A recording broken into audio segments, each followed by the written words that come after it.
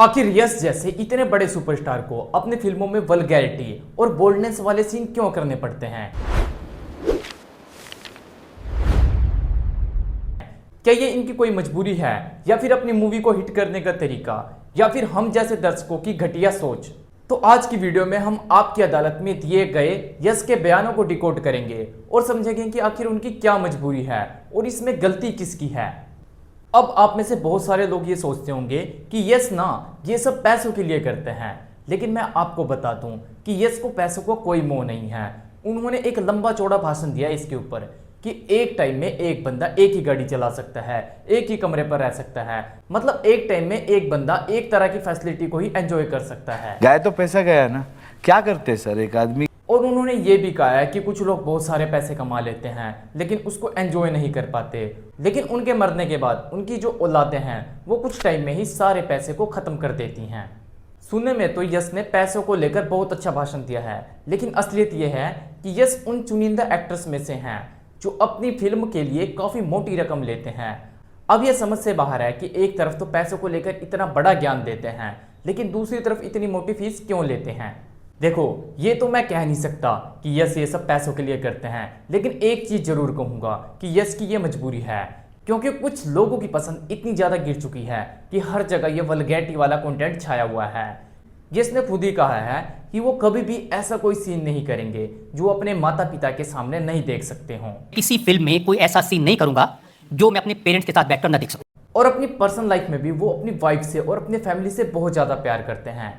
इसका सबूत इस बात से मिलता है कि इंस्टाग्राम पर उनके बहुत लाखों में फॉलोवर्स हैं, लेकिन फिर भी उन्होंने सिर्फ अपनी वाइफ को ही फॉलो किया हुआ है।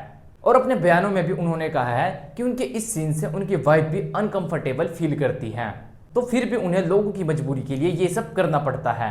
लेकिन अगर हम एक तरफ ये मान लेते हैं कि ये यश की मजबूरी है, लेकिन फिर भी यश इसे सही ठहराने के लिए कुछ अजीबोगरीबो फैक्ट देते हैं। जैसे कि वो ये कहते हैं कि एक महिला की फैंटेसी और एक महिला डायरेक्टर की डिज़ायर है, और स्क्रीन पर लिखी और दी गई गालियों को सही ठहराने के लिए वो ये कहते हैं कि मैं ये गालियाँ देकर बच्चों को ये सिखाना चाहता हूँ कि उन्हें ये सब नहीं करना चाहिए। ये तो वही बात हो गई कि पहले आप बच्चों के सामने लोगों का सिर फोड़ देते हो, फिर आप बोलते हो कि बच्चों देखो किसी के साथ लड़ाई झगड़ा करना गलत बात है। लेकिन मैं यश भाई से ये कहना चाहता हूँ कि यश भाई एक बार अपने दिल पर हाथ रखकर सोचो कि सही सिनेमा और सही एक्टर क्या वो नहीं है जो गलत ट्रेंड के पीछे भागने की बजाय लोगों को इंस्पायर करे, मोटिवेट करे अच्छी मूवीज देखने के लिए? क्या असली हीरो वो नहीं है जो आगे आकर सीना ठोक कर कहे कि ये वल्गैरिटी, ये फूहड़ता हमारे देश, हमारे समाज और हमारे बच्चों के लिए अच्छा नहीं है?